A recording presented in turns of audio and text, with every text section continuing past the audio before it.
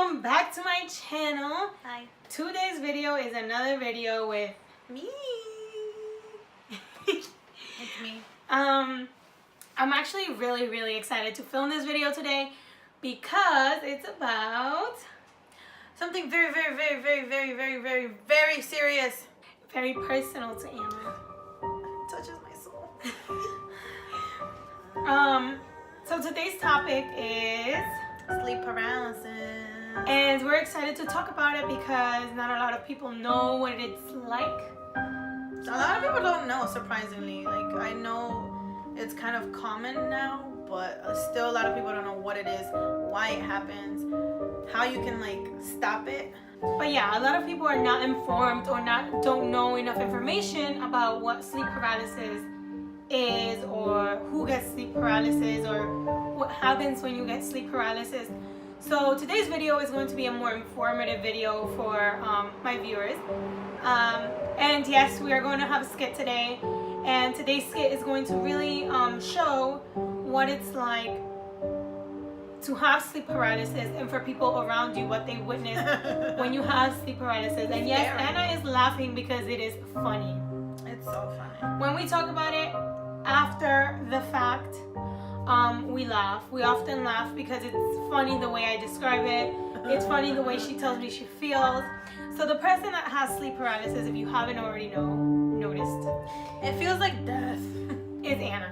So Anna has experienced several. So many times. I used to get it almost every night in like a whole month and a half. Like almost every night. Traumatized. So Anna has experienced several sleep paralysis episodes, I would call them. An episode. Psycho. No, she's not psycho. She's just experienced many sleep paralysis episodes, and I, who share a room with her, have experienced her having On the outside. I feel it on the inside. She sees it on the outside. yes. So if that makes sense, like for someone who is feeling it, thinking it, and experiencing it, it's completely different than for someone who sees it from the outside. The only reason why we're able to make this video is because Anna and I have communicated over the years about when she feels that she's having an episode, I am able to try to help. Prevent it. Yeah. We will dive into the skits, and then we'll have a short informative session about what sleep paralysis is, how you get it, and kind of all that big detail informational video. But before we start the information and the detail and Basically, our story, yeah, before we start the description of what's about to happen, like I think we should just demonstrate it first so you get a glimpse of what we're gonna be talking about. But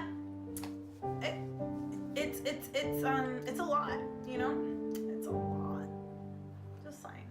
it is a lot. And when I'm editing, like, we'll do the skits very flat out and you'll see, but when I'm editing, I'll make sure that I have Anna's inputs on what's going on when she is actually going through this sleep paralysis, so that I'm able to demonstrate that through the skits, and I will be able to tell you what it sounds like or it feels like when someone is going through it. Alright, so we're gonna jump right into the skits, and then after we'll have like an informational little section where we explain everything we know and how we've become acquainted with sleep paralysis and how we both deal with it, and how we can help each other, how you can help each other. So yeah, let's jump right into the skits.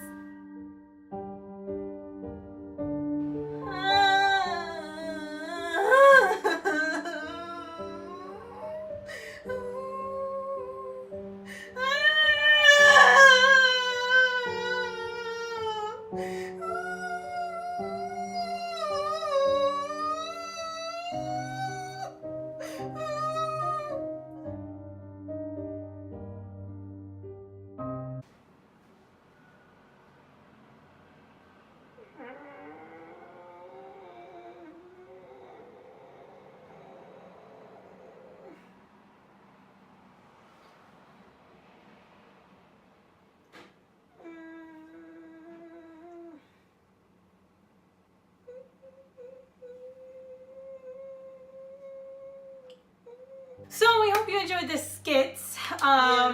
about our sleep paralysis point of view.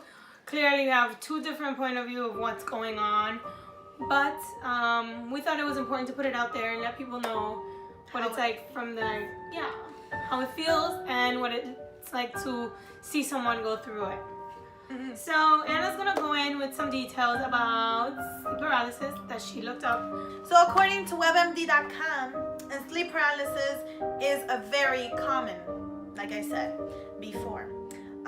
So if you have sleep paralysis, make sure you tell people around you. Please, so they are aware and they can help you. Try to help you at least. So apparently it happens every 4 in 10 people. So 4 out of 10 people, it usually occurs. Two. So apparently there's been like 3 million cases per year, according to the statistics. It is self-treatable. It is also self-diagnosable. You can pretty much tell when you're having sleep paralysis. You're like, it feels like death, and it also feels like you can't move, which is paralysis. It feels like death. Yeah.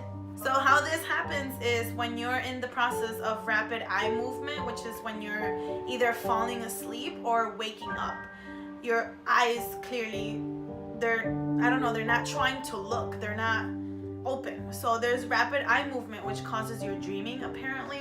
So what that does is your brain automatically paralyzes your muscles because you're in the stage of dreaming or going into or getting out of dreaming. So your body doesn't act out your dreams. You know when you're falling and you go like, you jerk, that is also like a failure of the brain paralyzes the muscles.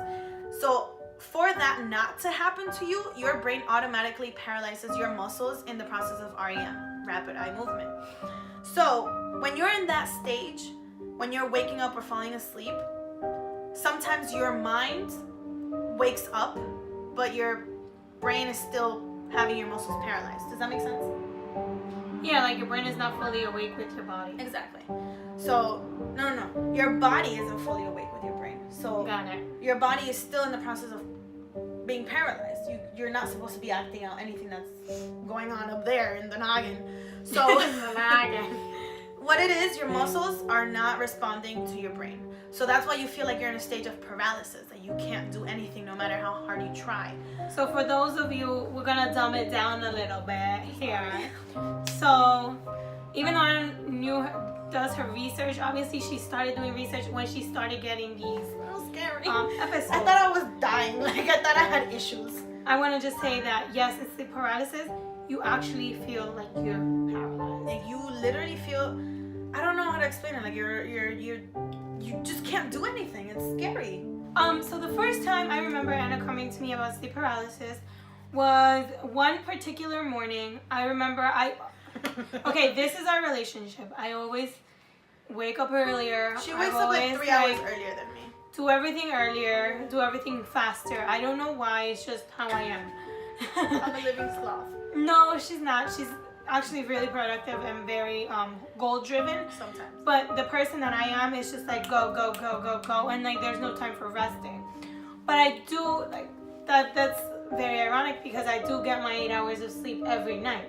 So I have never in my life experienced sleep paralysis. So lucky. But the problem is that at this point in her life, when she was getting sleep paralysis, or when she started getting sleep paralysis, was when Anna was working at this particular place. And I would say that this particular place wasn't all that stressful, but it did have components of being stressful to Anna. Why? Because at this point in her life, I would say she had never really had that much responsibility put on her at once. So this job really brought in a lot of responsibility for Anna. She was opening, she was closing, she was working like 12 or 8 hour days, like back to back.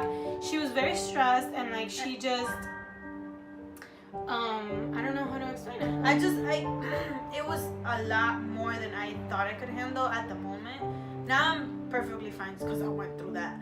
But shove it to the side. Bye. But the thing that like made the transition hard for me to work that much and as frequent is because I was working a part-time job before. Where they barely called her in. It was like 3 days a week, 4 hours. a day. Yeah, it was nothing. So, and I barely made any money, so I didn't really have to think about money like that, you know?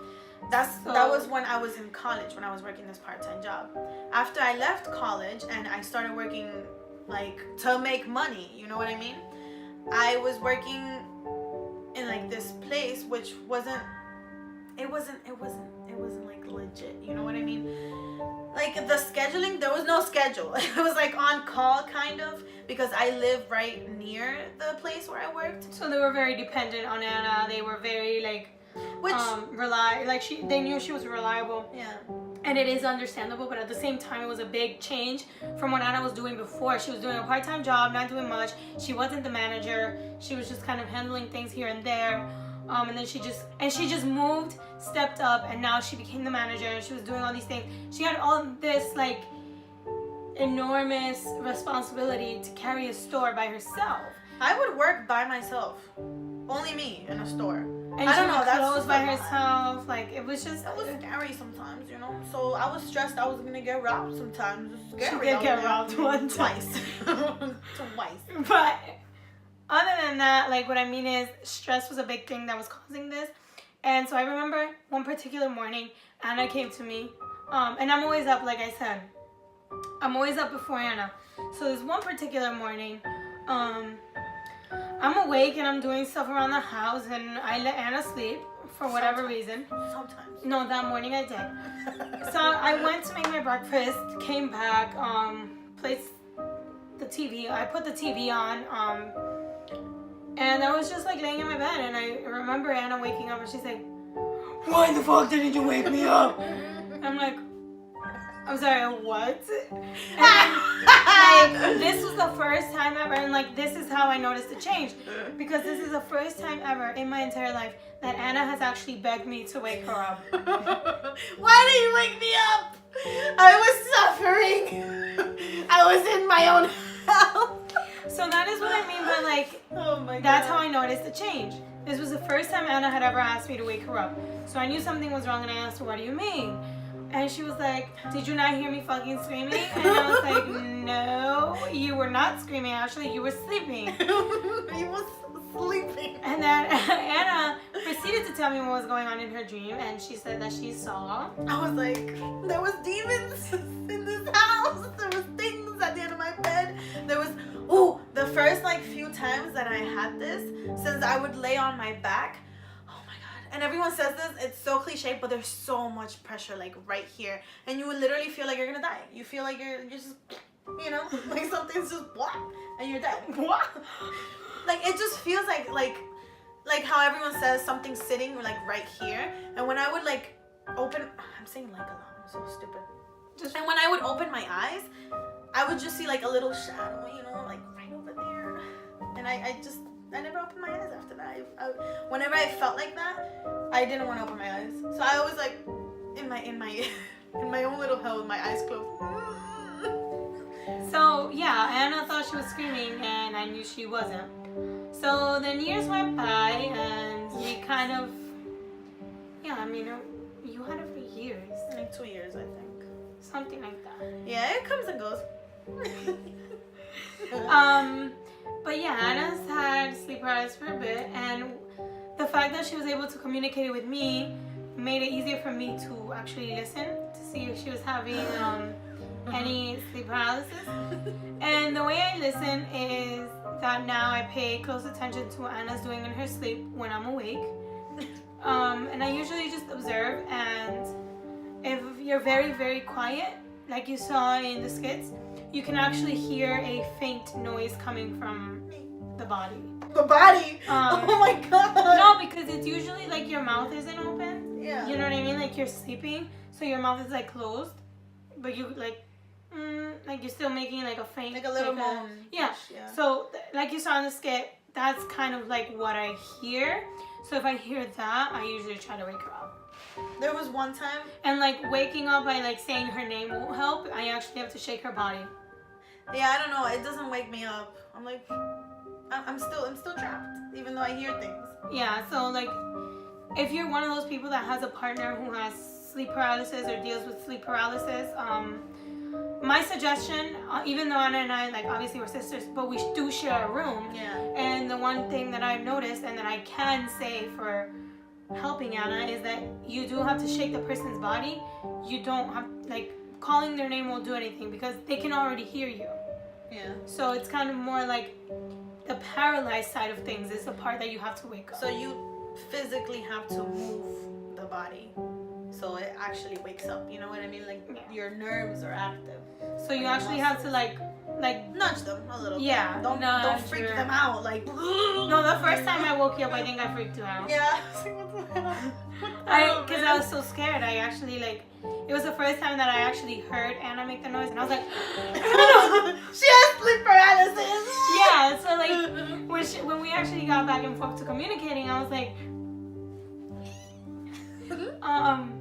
So yeah, that was like for 2 years. I think that I had sleep paralysis. It was so bad. There was like a month and so, where I had it like consistently every night, and I didn't know how to stop it until I did like a little research, and I was like, I'm sleeping on my back. This is why it's happening. Cue a picture of Anna sleeping on her back. Again. It's just, it's hard. I don't like it. So if you have, I think that Anna has gotten really good at handling. She's gotten really good at stopping it right before it begins. Or I would say something like that, because the other night, like, she was having sleep paralysis, but I couldn't hear her. But the sleep paralysis that she was having, she stopped it herself. It was quick. Yeah. It was like. Yeah, like she jolted up. She was like, I was like, okay, you're up. And she was like, I was having sleep paralysis. That's like when I was in the midst of getting to having, you know? Like it was just a lot. I'm glad, like, I kind of know how to control it. So please take advice from us right now. If you have it or you know someone who has it, do a little bit of research, talk about it. Or send them this video, start by that, because I think it's like something that we didn't know about, and Anna was really scared at first when she first had it, because she did see things, and so that's one of the things that scared her the most. And then she went on to like this like sage thing. She had a sage where like she just wanted to buy sage and like cleanse the house because she thought there were demons here. I have a protection powder. I think it can make you a little superstitious. Oh, definitely. Definitely, because you see things. It's crazy. So you literally think you're insane. Yeah. Until you do your research and you find out this happens to a lot of people, and it's not actually you seeing demons at the end, or some man staring at you, and then you blink and it's gone. It's scary. It's scary. But it's just your brain, and it's a hallucination. It's not real. You know what I mean? So after a while, you were able to tell yourself. Yeah, because I never opened my eyes again, and I just did my research. But anyways. So thank you so much for watching this video. Let me know what you thought about this video. Let me know if you have sleep paralysis. Like Anna mentioned, 4 out of 10 people have sleep paralysis. So if you or someone you know has sleep paralysis, send them this video. Let me know who they are. Tag them. Whatever you want to do. I do hope that this video is more informative than anything, because I know that a lot of people don't know about sleep paralysis. A lot of people who don't have it are not educated enough in sleep paralysis. Yeah. Also, if you have any knowledge of other sleep disorders, comment below, because I would like to know, because I have a really bad sleeping schedule. Horrible. And I can barely wake up in the morning. So, you know, if you know any sleep disorders or whatever, I'm just trying to self-diagnose her bad habits. Please let me know what kind of stuff you know about, like, sleeping stuff. I actually hit 40 subscribers this past Monday, and I'm really excited. She worked so hard. I'm really excited. This is my other part-time job, and I do take this serious. And if you are watching, if you are definitely watching, like, make sure you leave a comment so I know you're watching. Yeah. Like, I want to actually interact with people. And I make these videos for people to watch and, like, be informed or, like, get a laugh out of things. Yeah. With that being said, thank you so much for watching this video. Let me know if you want Anna on another video. Every time someone requests her, she will be on. Anyway, yeah, thank you so much for watching this video. Let me know what you think in the comments down below. And dance party.